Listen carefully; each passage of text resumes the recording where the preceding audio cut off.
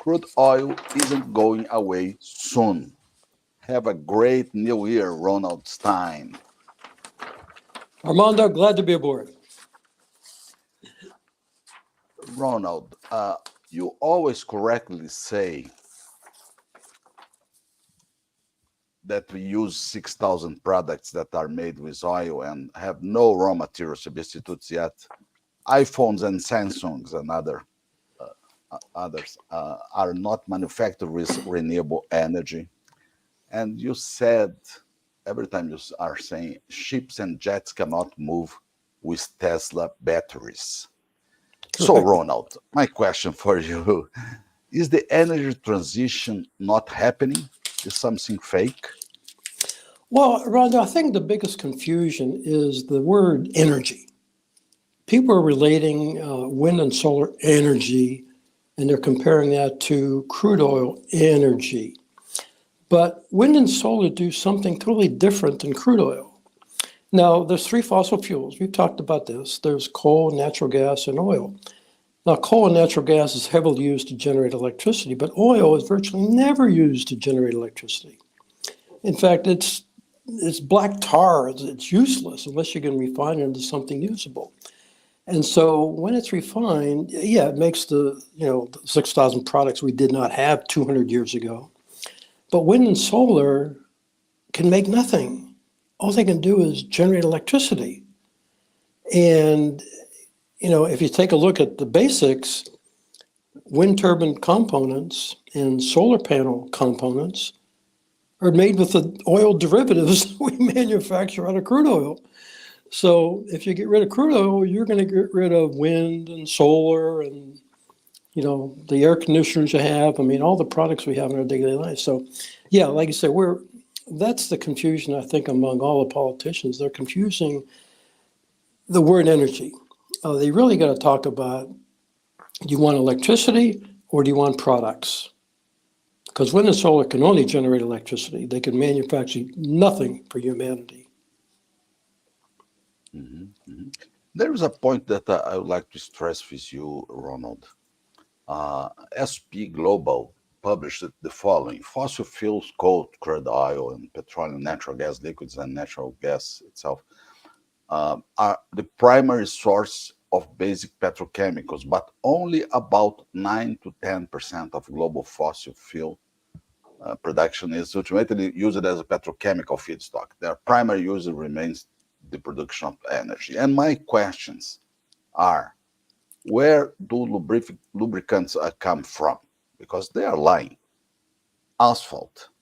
What about logistics flexibility with fluids, fuels instead of electrical grids, and contingencies with electrical grid that are so failures are so frequent? So the concept of SP Global is incomplete here, no? Yes, a barrel of oil is about 42 gallons of crude oil.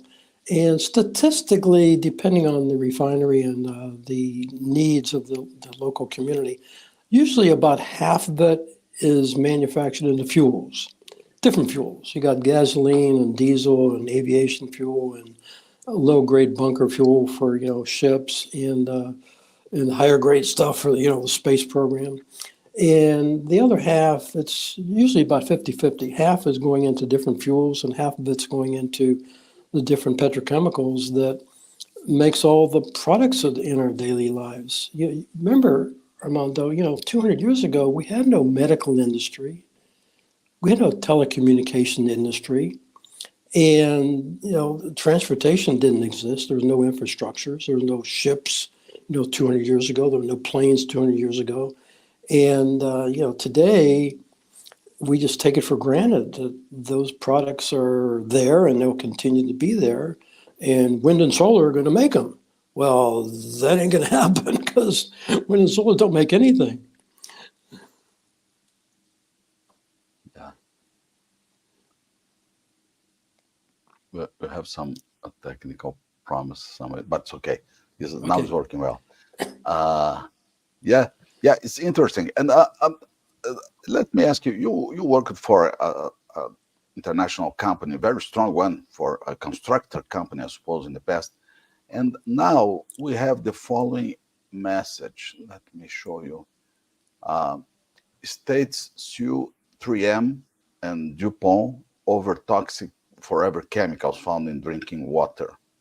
What's exactly is happening? You are aware about this? I am not, but I know anytime you've got chemicals going around, gravity's going to win, and if you get rain, it's going to wash it into your water supply, and the water filtration systems have to take care of a lot of that stuff. So it's a constant effort, but I keep looking at the fact that people just aren't paying, I guess, attention to the fact that the world populated from 1 billion to 8 billion in less than 200 years, right after the discovery of oil. Now, is oil causing, a climate change? I don't want to get involved in that argument.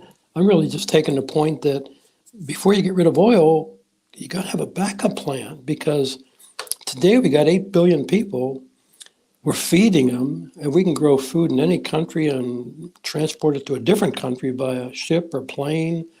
And we didn't have that 200 years ago. And if you want to, totally get rid of oil, whoa, Armando, we might lose a couple billion people from starvation, diseases, malnutrition, weather-related deaths. Before the 1800s, weather-related deaths were atrocious. But now we have, air conditioning, we got heating and cooling, and we got clothing. So you can basically adjust, to the weather conditions. And we've eliminated, like I say, about 99% of weather-related fatalities. And with the medical industry we have, life longevity used to be around 40 years of age. Now it's 80 plus. And in fact, we got two people in the United States running for president that are both over 80. So no, it's a totally different environment, and is climate changing?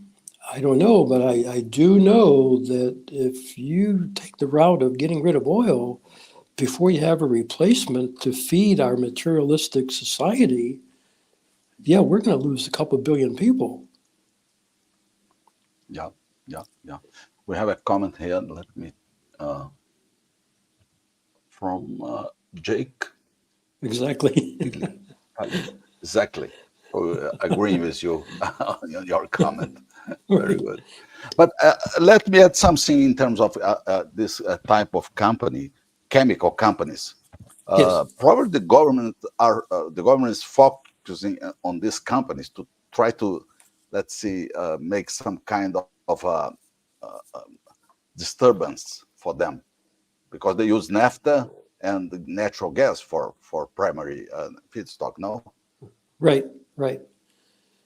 Yeah, like I say, there's nothing that's 100% pure. There are repercussions, but I'm really taking the position that whatever the negatives are for using oil for our materialistic society, we either adjust to it or we like I say, without a replacement, it could be devastating to humanity. And like I say, people are are so used to traveling.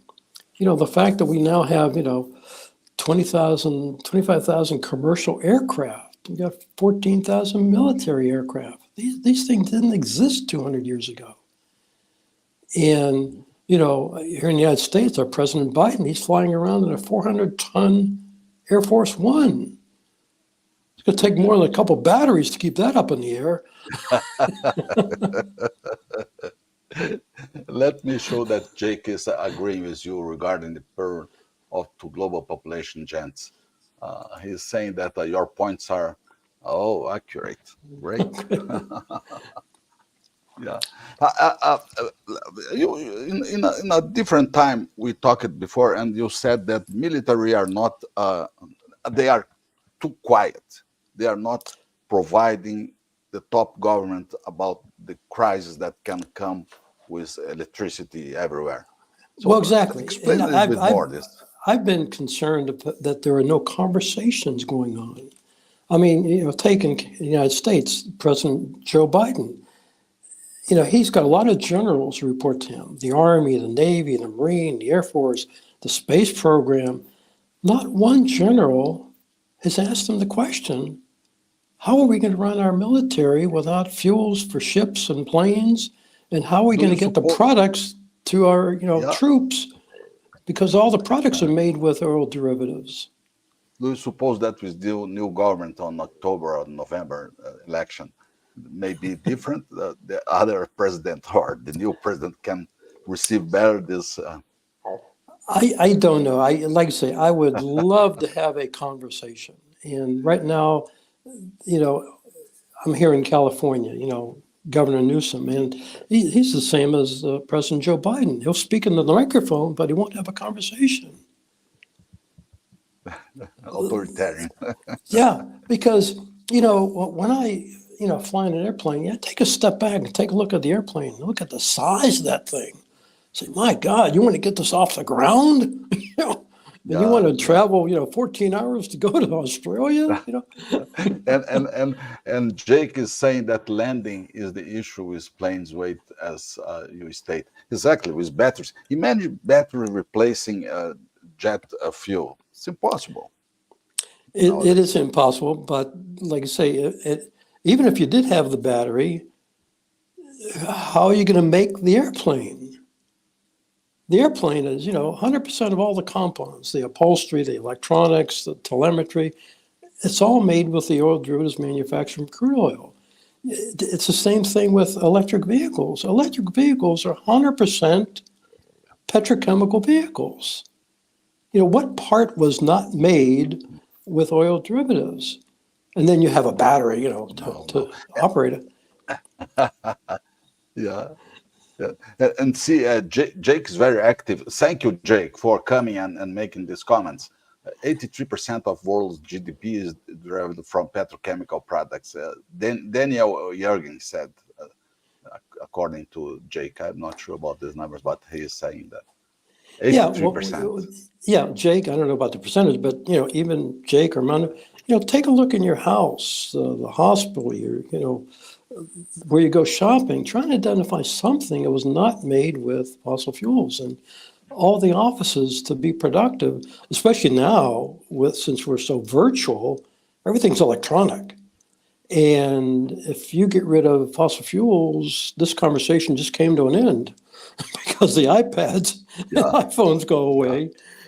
And, electricity, can make this stuff work, but it can't make the iPad. It can't make the yeah. iPhone. And that's where we're losing the conversation because, like I say, we don't have a backup plan. That's why crude oil is not going away soon because until we have a backup plan, we got 8 billion people that are basically surviving on all these products. And, from toothpaste and Vaseline and lubrication, you have to remember electricity came after oil because even the light bulb, I mean, all the components to make the light bulb, all the components to make wind turbines, solar panels are made with the oil derivatives manufactured from oil. You get rid of oil, you get rid of wind turbines, solar panels, all the vehicles go away. The 50,000 merchant ships go away, the 50,000, you know, jets go away. It's amazing that we're back to the 1800s, and Yeah. that's a tough life. But at the same time that oil came 100 years ago, I'm not sure exactly these numbers, but and make the revolution of our society. Do you believe that different research today can bring the same for us? I mean, some disruption uh, knowledge that can bring something new, or you do not believe in that? You mean if oil is replaceable? Yes. Well, we've had 200 years to replace it and been unable to do it. Without a doubt, there is a lot of hydrogen components, oxygen components. It's a carbon-based commodity, and a lot of the products we get out of it, from toothpaste and drills and you name it, it's it's all carbon based, and I don't know if we got a way to duplicate it because the confusion that wind and solar is wind and solar energy. I said no, no, no, no, no. Wind and solar is electricity. That's the only thing that wind and solar can do is generate electricity. And if you got no oil, you got no products that's going to make the equipment that needs electricity. So you get rid of oil, there's no need for electricity. There'll be nothing to electrify. There'll be no defibrillators around. There'll be no iPhones. There'll be no iPads, and no air conditioners. And so nothing will need electricity because you won't have anything that needs electricity. The X-ray machine, everything is all based on crude oil, and the developed countries have a materialistic lifestyle. It wasn't available before the 1800s, and that's only a couple hundred years ago, and that is relatively short period of time. But most people don't recognize the fact that you get rid of crude oil, you're going back to prehistoric times. The only wheels you had were wood wheels with wood spokes. There's no asphalt, no tires. Yeah. Yeah. Even That's a big even problem. the insulation for wires for your electrical system Everything. is Everything. made with fossil fuels. There is a direct question from Jake. What's your solution, Mr. Stein? Mineral economics education to Congress? An education to Congress, yes. I mean, having a conversation. I mentioned before when I give a presentation, I don't like to give a presentation. I like to give a fireside chat. And since most people, as you can tell today, even the people leading the country, are not educated to even ask an intelligent question on energy, I want to talk about what they want to talk about. Do you want to talk about EVs, wind, solar, nuclear, whatever? And I'll provide the moderator to the discussion and the audience with like 50 open-ended questions. Just get the discussion started, and so we can talk about it. But there's got to be a conversation. Right now, the solution is a conversation. And just like I mentioned, the generals can't have a conversation with Biden because, how are you going to keep these military, ships and jets, functioning, and all the equipment they have and all the telemetry they have? And it's just amazing. All the equipment they have, it's all made with oil derivatives from fossil fuels. And, we just have to live with it. If we want to keep the 8 billion people, it's going to take a hell of an effort to, keep them alive. Like I say, we got a medical system now that's got longevity. It's extending people's age to, over 80, which is double what it used to be. Let me ask you, what do you believe more, wind or solar? Neither. Because again, it's only electricity. Because right now, it's intermittent electricity. Because what we're doing, we're building a redundant power supply.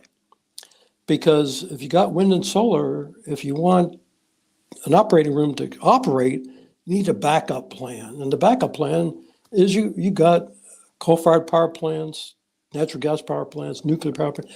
They provide continuous, uninterruptible electricity.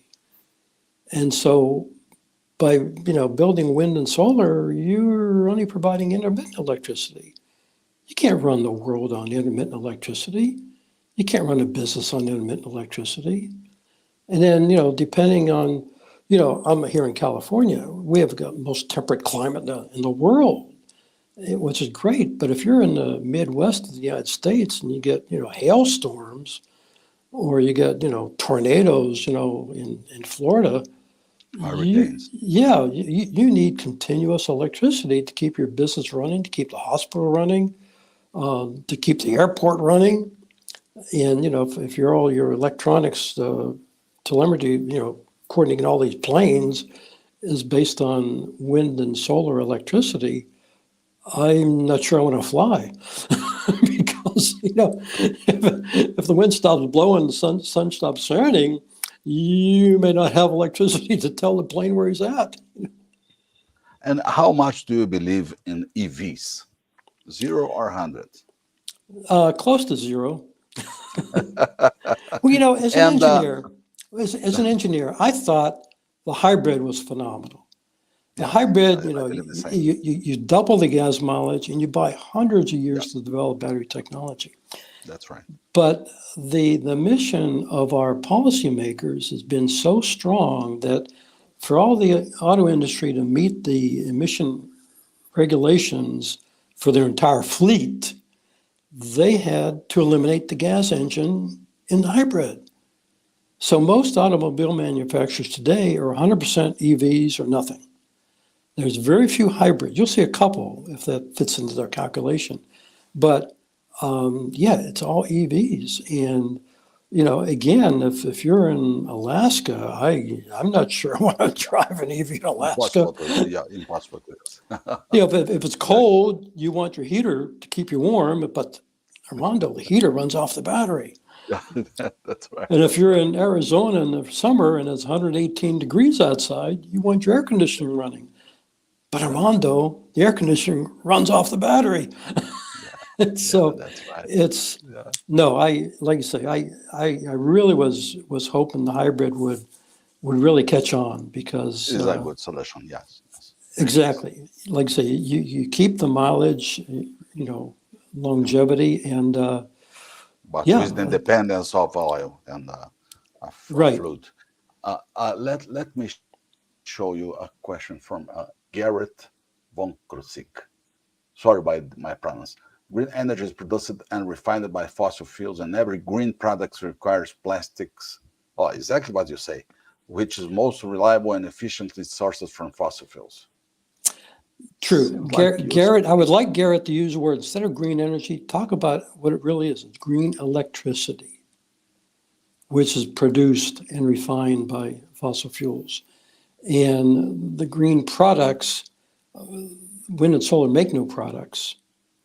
Mhm. And like I say, the plastics, insulation. Insulation didn't exist before oil. Tires didn't exist before oil. Asphalt didn't exist before oil. Mhm. And, like I say, those are reliable and they're sourced from fossil fuels. And, and I keep trying to promote, I'm not in favor of fossil fuels, but I'm really talking about the benefits of providing to humanity. And until we have a backup plan, you don't want to abandon it because it's kind of like jumping out of the airplane without a parachute. If you want to jump out of the airplane, you want a backup plan if you don't have a parachute. Yeah. Uh, Let me ask you, when we uh, um, going away soon, crude oil is not going away soon. What do you mean as soon? What's the meaning of soon for you? What's the curve of delay and so? Well, I was trying to be politically correct by saying soon because it may be forever. And because, like I said, we've had 200 years to come up with a replacement and, been unable to do it. And the only replacement we have, our policymakers, is, well, wind and solar is going to replace fossil fuels. That ain't going to happen because they do different things. Because wind and solar only generates electricity, whereas as oil is it's 100% for our materialistic needs. Mhm. Yeah, Jake is saying 25 years. I suppose much more than that. And Garrett's alternative to fossil fuel is to burn down the Amazon. No, please. Amazon is my country. Do not do that with Amazon Yeah, for because rubber plantations. yeah, I don't know if we need that much rubber. I mean, like you say, there. Yes, that's right. Yeah. But the given that we have, the given is, we like I say, we've grown the world from 1 to 8 billion people, and now we have a lot of materialistic society that supports that 8 billion. You got a medical industry, transportation industry. Airports didn't exist before the 1800s. Now you take a look at some of the airports; they're humongous. I mean, it's amazing how huge they've got. and you can fly almost anywhere nonstop. And it's like I say, it's a totally different world. And so, you know, if is the climate changing? It may be, but the repercussion is if you want to get rid of oil to stop the world from changing temperature, you also have to accept the fact you're going to get rid of a couple billion people if you don't have the materialistic society that's currently supporting them. Yeah. And hydrogen, how much do you believe in hydrogen? Well, hydrogen is really one of the byproducts of oil because you're really making hydrogen. And without crude oil, you're not going to be able to make hydrogen. Hydrogen is expensive because Very it expensive. takes a lot of effort to make it. But everything gets down to the fossil fuels, and I would love for them. Like I said, I would love President Joe Biden and California Governor Newsom talk about electricity and products. Don't mix them because they're non-mixable. Because you want to go wind and solar for everything, but they don't do anything except generate electricity. Yeah, yeah, And if that's you right. get rid of oil, you're not going to have the components to make your wind turbines. You're not going to have your components to make your solar panels.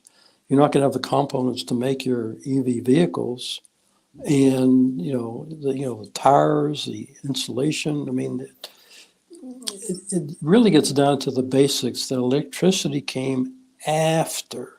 I'll spell that word AFTER, after oil. Before Yeah, oil, there was no need for electricity. that's right. And Jake is saying exactly what I think. Hydrogen is a conduit, isn't it? Yeah, I suppose it's only a conduit. Yes, Uh, yes.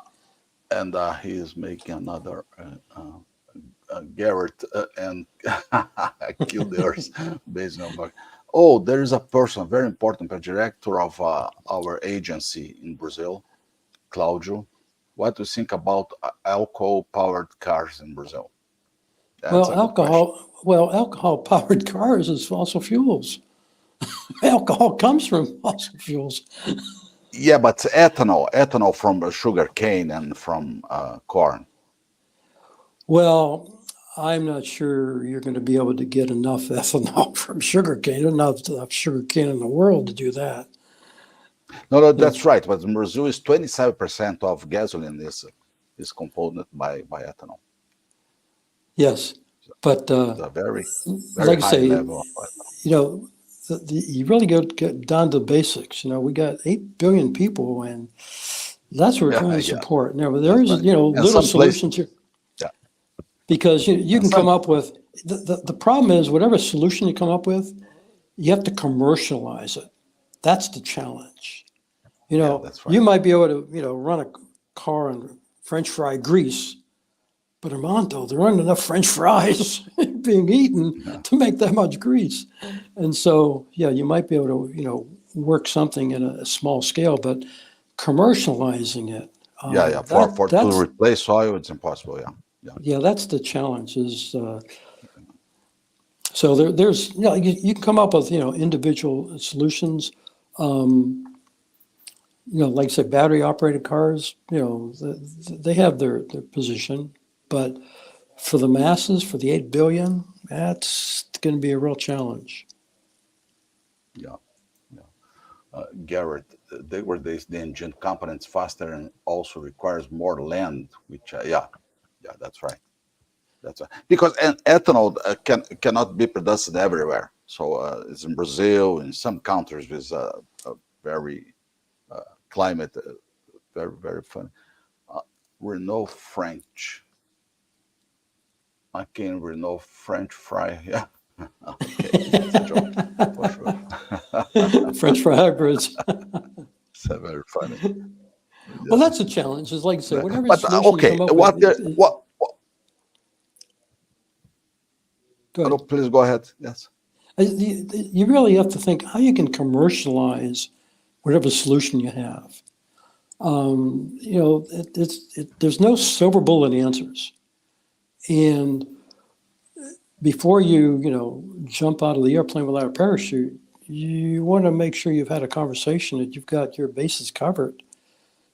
Because, like I say, just the simple concept, as an engineer, I look at it this way. You want to get rid of oil, that's another way of saying you want to get rid of the medical industry, you want to get rid of the transportation industry, you want to eliminate tires, you want to eliminate asphalt. I don't think that's really what they mean.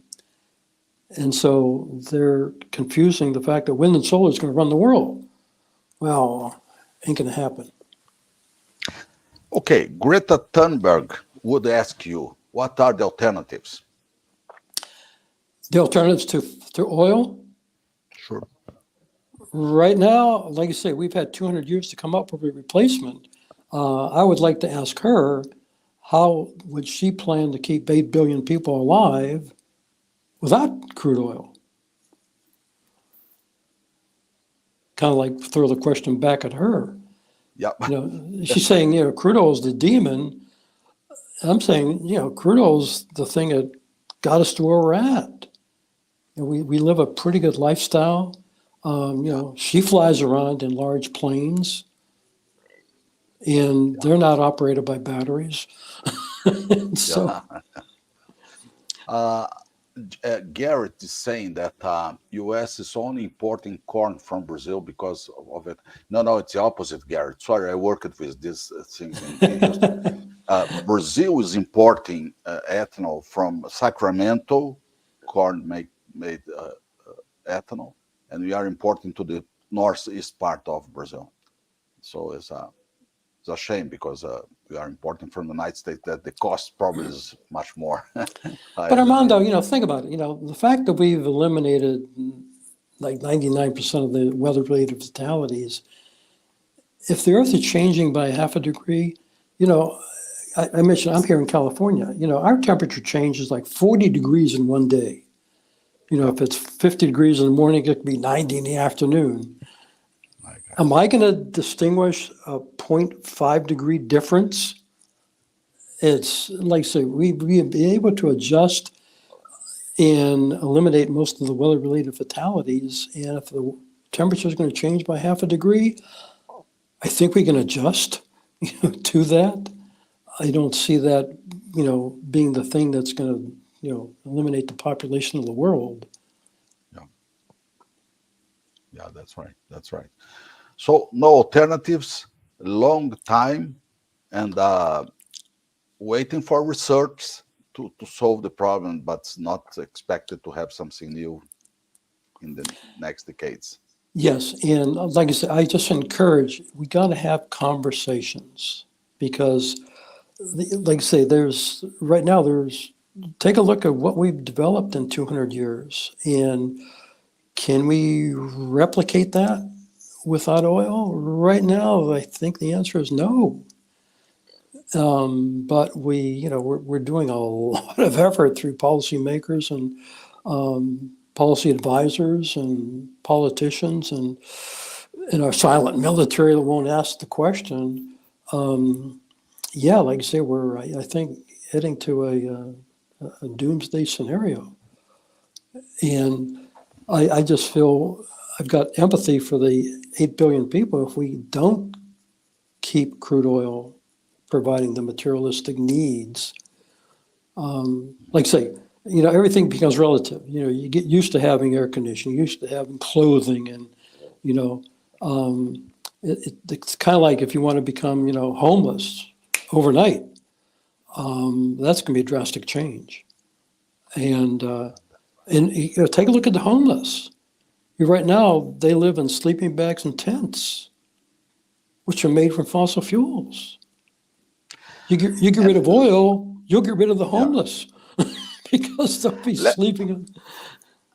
let me ask the last question for you just today, because every week we are here and it's a pleasure for me to be here with you. But about CO2 emissions, how much do you believe in CO2 emissions and the climate influence?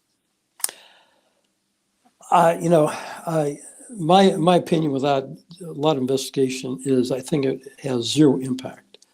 CO2, it's ranged, I think, like from 4,000 down to where it's at right now, like around the 400 parts per million. But humanity cannot exist, I think, below 160 parts per million. So we're at the point of CO2 starvation. And if you take a look at greenhouses, greenhouses grow plants. And to grow plants, they inflate the CO2 within the greenhouse to like 1,200 parts per million. Plants grow faster and they provide oxygen.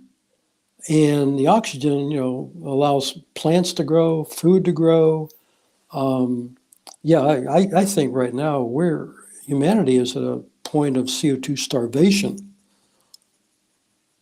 And, Yep. CO2, I think, is good for humanity. Like I say, if it gets too low, we're not going to be around. you know, you Yeah. eliminate CO2, you eliminate humanity. And yeah, like I say, some of the ice ages, I think the CO2 got up to 2,000, 4,000 parts per million. Great. The last comment that I have put here because Brazil surpassed U.S. as top corn exporter. It's not corn; it's sugar cane from Brazil. It's not corn. Our ethanol is made by sugar cane. Well, China think was a about it. big part of it. Yeah, think about it Mhm. also Yeah, that sure. Go the, ahead. the, the word export didn't exist 200 years ago because you couldn't export anything because you had no way to export it. You can grow anything you want in Brazil and you'd never get it in the United States. But now we got ships and planes that get it there. Yeah, like I say, you eliminate crude oil, you're going to eliminate the word export because no Yeah, country will be exporting anything and no country will be importing anything. There'll be no way to bring it in. yeah, So those that's two right. words get eliminated from the dictionary. Yeah, that's right. And Jake is saying that fertilizers without fossil fuels, it's impossible. And Exactly. as you said, And, again, fertilizers allow us to grow more food, to feed more people. And yeah, without the fertilizers and pesticides to, kill the bugs that are destroying the crops. And so, you know, if you want to get rid of crude oil, you're going to, get rid of fertilizers, get rid of the pesticides, and let the bugs control the world. And sure. Uh, Ronald Stein, all this, let me thank Garrett for his comments, Jake, Claudio Souza. Thank you so much for coming and making these comments. And all these comments, Ronald, will be in the LinkedIn post. So you can go great, there and answer them directly if you want. Thank you so much. And it was a pleasure, Ronald Stein. Again, I have a perfect ear for you and your family. same to you, Armando. And let's have conversations. Yeah, that's right. Thank you. Have a Have a great, good have a day, a great good year. weekend. Take care. Yeah, you too. Thank you. Thank you.